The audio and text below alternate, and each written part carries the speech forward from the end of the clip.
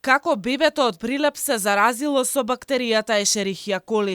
Од болницата, од медицинскиот персонал или од мајката? Родителите на новороденчето и целата јавност прашува каде е направен пропустот за да се предизвика сепса од бактерија.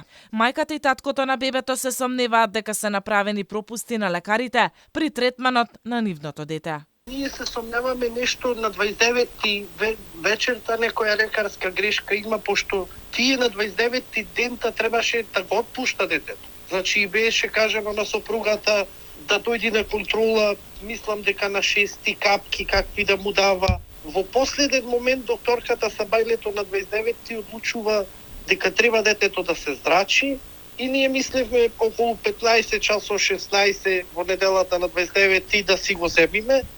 Таткото тврди дека неговата сопруга имала уредни биолошки тестови и прашува како здраво бебе може да развие сепса. И докторката излезе тука, кај што чекавме ние во ходникот, ни кажа дека не е ништо страшно, жолтица е, ќе го пратиме Скопје, подобри апарати. Значи нешто од 29-ти према 30-ти нешто си има случувано во болницата, значи од разговори што ги имаме слушнато, дека му помодрело, тие само знаат што се има случај.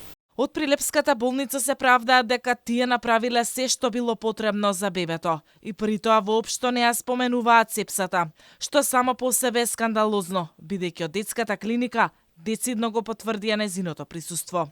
Од клиниката пак потенцираа дека новороденчето било примено во многу тешка здравствена состојба и не ја исклучуваат можноста сепсата да била предизвикана од вагинална инфекција кај мајката. Каде е направен пропустот, надлежните допрва ќе истражуваат, а извештајот од воредниот инспекцијски надзор од болницата во Прилеп и детската клиника се уште го нема. Уште немаме извештај од ДСЗИ. Во моментот кога ќе го добиеме многу транспарентно ќе го споделиме со сите медиуми. Прва за трагичниот случај проговори мајката на починатото новороденче, која обвини за лекарска негрижа и на социјалните мрежи ја опиша целата голгота од поредувањето до смртта на бебето, кој имаше највисока оценка во родилиштето во Прилеп, а 10 дена по раѓањето почина од сепса на клиниката за детски болести во Скопје.